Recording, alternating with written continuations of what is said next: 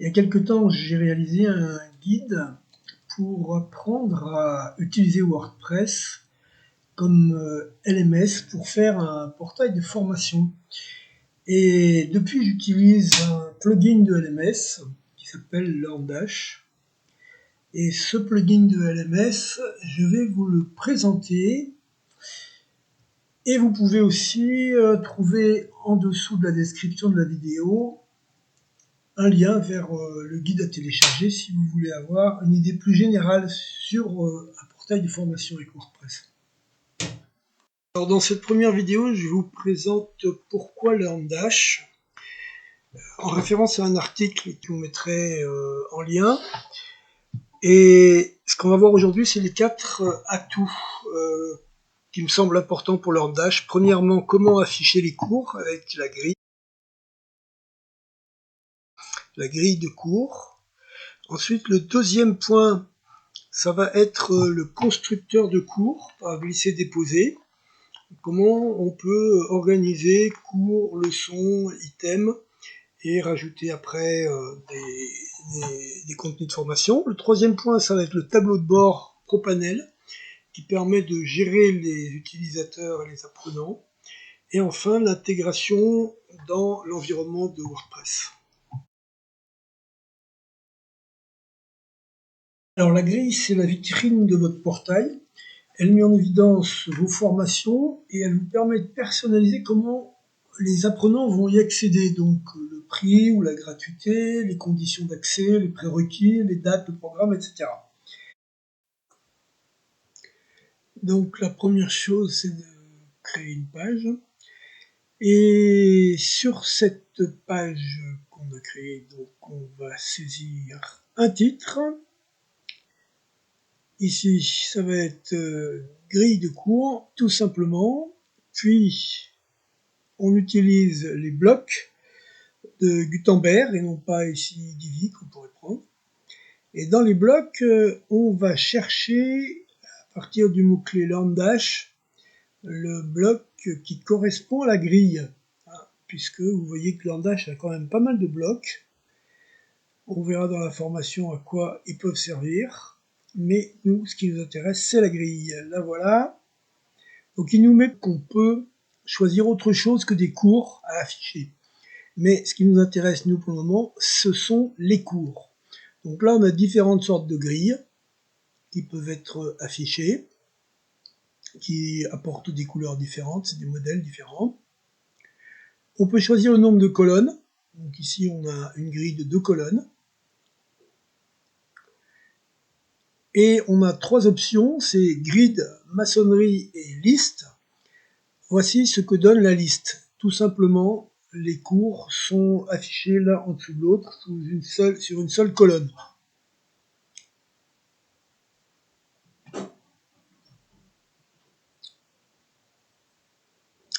Ici, on regarde le modèle de grille, tout en restant en 2 colonnes.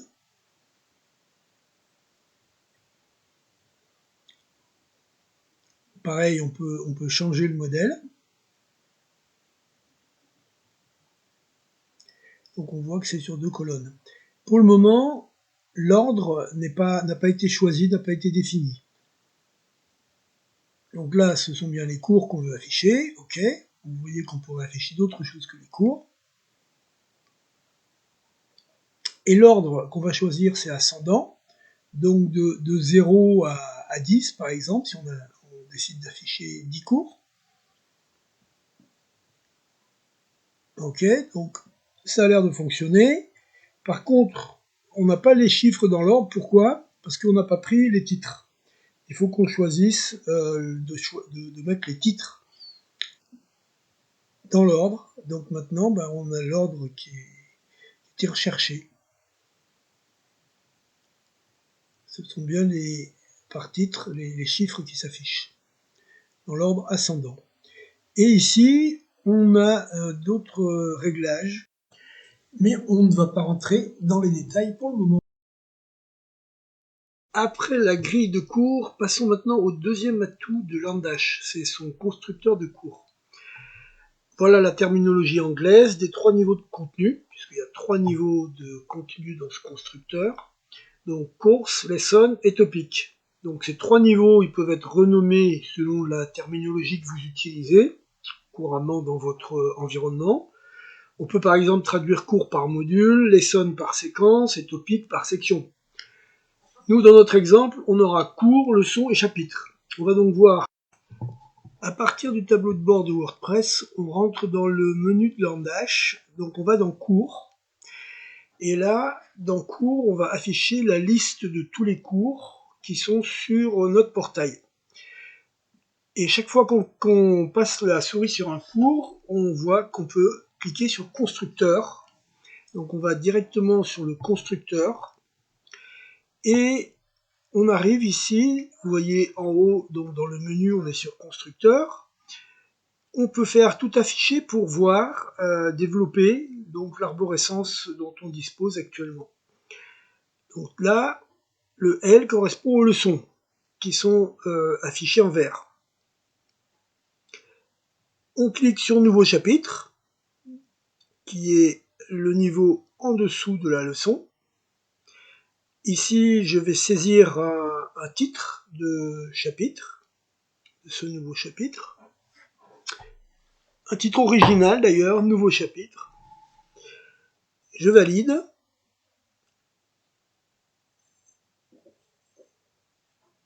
Et avant de travailler dans ce nouveau chapitre, je dois mettre à jour. Sinon, il n'enregistre pas ce nouveau chapitre. Vous voyez en dessous, le cours a été mis à jour. Maintenant, je peux éditer ce nouveau chapitre. Et là, on retrouve les pages classiques de WordPress avec les blocs de Gutenberg que l'on connaît.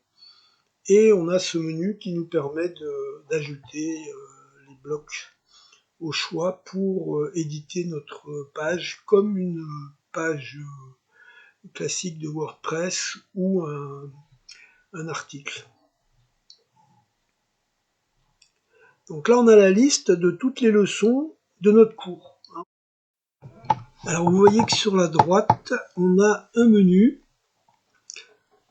dans lequel on va trouver les chapitres en premier, qui ont déjà été réalisés, c'est-à-dire qu'on imagine que vous avez déjà fait votre ingénierie pédagogique et que vous avez déjà tous les éléments qui ont été découpés en chapitres, en leçons et bien sûr en amont en cours. Et du coup, on peut faire du glisser-déposer pour intégrer ces leçons ici, ces chapitres qui ont déjà été conçus. Vous voyez, ça se passe ici, par exemple, je viens de mettre une nouvelle leçon tout en haut. Ça se passe en glisser-déposer. Et je peux même mettre les quiz également au niveau où ils peuvent être intégrés.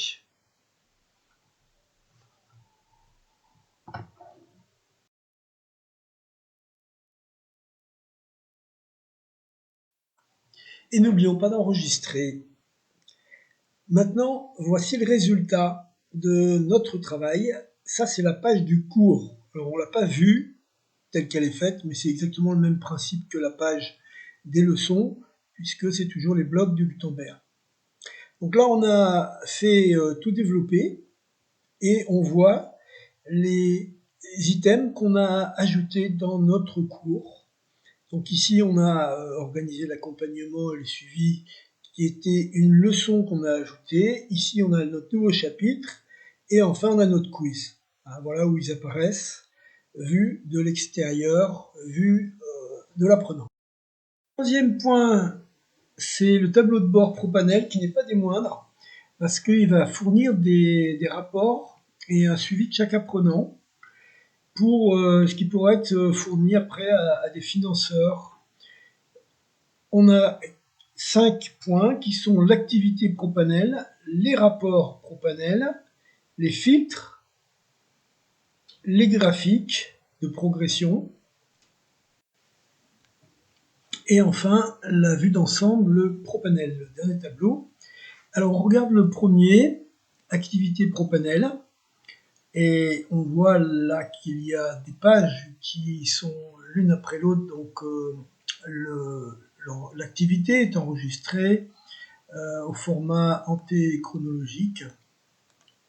Et l'activité propanel, donc elle affiche l'activité de chaque participant aux différents cours, aux leçons, etc. On peut télécharger un fichier CSV, le rapport des cours de chaque utilisateur, ou bien un autre fichier qui rapporte tous les quiz qui ont été effectués par chaque utilisateur, et on a également les temps passés. Alors ce deuxième panneau est très simple, celui qui s'appelle rapport. Il suffit de taper le nom d'un utilisateur et on voit exactement son parcours avec les étapes les plus récentes en premier. Le troisième panneau, ce sont les filtres. Lui, il est un peu plus complet. Du coup, on va cliquer sur pleine page pour regarder ça en détail. On peut filtrer par groupe. Donc là, mes groupes avancés, débutants, experts apparaissent. On peut filtrer également par cours. Donc là, tous les cours de la plateforme peuvent être sélectionnés. Ici. OK. Ensuite, on peut aussi filtrer par utilisateur. Pareil, tous les utilisateurs apparaissent. Ou les statuts du cours, c'est-à-dire non commencé, en progrès ou terminé. On peut aussi filtrer par date de départ, de commencement et date de fin. Alors on va faire un essai avec un utilisateur. Donc là, moi je vais choisir un utilisateur et je vais chercher les cours qu'il n'a pas commencé. Alors là, je vais cliquer sur le mot-clé. Voilà, donc on peut prendre deux items, mais je prends seulement les non commencés et je filtre. Donc pour un utilisateur, je regarde les cours qui n'ont pas été commencés, il y en a deux. OK. Je vais regarder également les cours qu'il a terminés.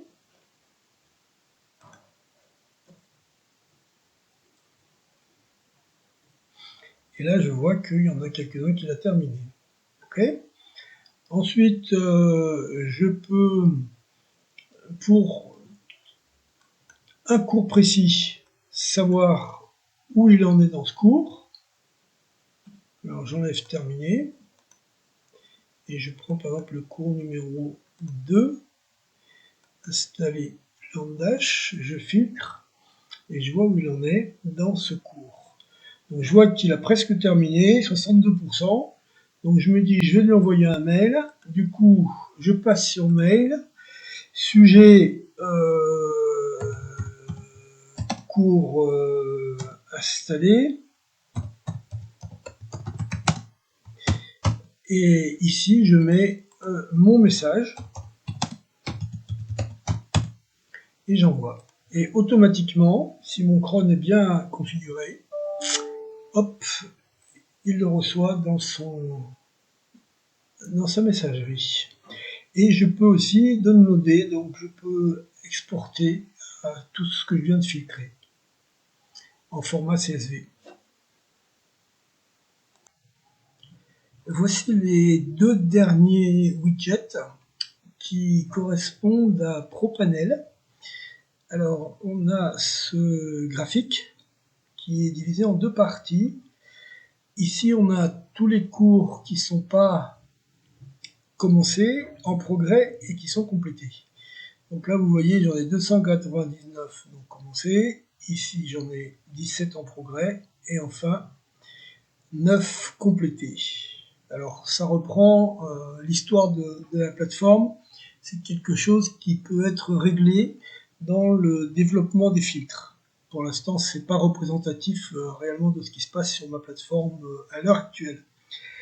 Et de l'autre côté, on a la répartition en cours, c'est-à-dire que là, on a les cours qui sont complétés à moins de 20%, à moins de 40%, pardon, à plus de 20%, à plus de 40%, à plus de 60%, plus de 80% et à 100%. Donc là, j'en ai 3. J'avoue que ce panneau, il me semble, enfin, il peut donner une vision globale qui peut être intéressante à un moment quand on fait le point sur une année, par exemple, à partir du moment où il est réglé, mais sinon, au quotidien, je vois moins son utilité.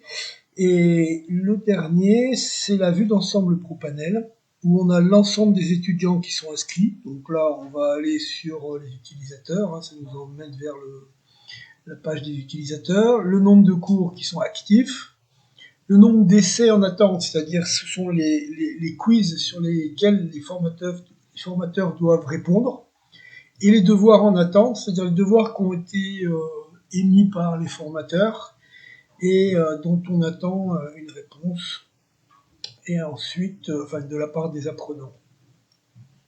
Voilà pour le ProPanel. Et enfin, dernier point fort, c'est l'intégration dans la galaxie de WordPress, c'est-à-dire grâce à tout type de plugins qui vont pouvoir vous permettre de personnaliser votre plateforme de formation. Donc on a, pour ce qui est le paiement des cours WooCommerce, c'est pas le seul, mais on parle des principaux là. Gravity Form qui permet de rajouter des formulaires. Stripe qui est une passerelle de paiement. Si on veut ajouter des membres, on a Paid Membership Pro. Il y a même un plugin qui dépend de WordPress directement.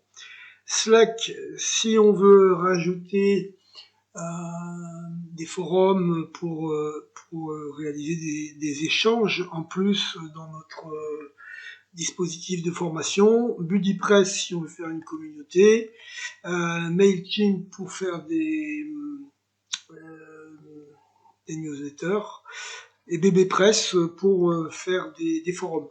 Pour ceux-là, c'est ceux que je connais, mais il y en a bien d'autres qui peuvent être utilisés en fonction de vos besoins. Donc ce qui va être important à ce niveau-là, c'est soit si vous avez déjà un environnement, de voir comment il peut s'adapter à Landash, soit si vous partez de zéro, de voir précisément les plugins dont vous aurez besoin. Pour faire votre marché des différents plugins dont vous avez besoin, vous pourrez aller sur landash.com/ld/intégration où tous les modules complémentaires sont listés et vous pouvez sélectionner soit tous, soit gratuits, soit ceux qui sont payants.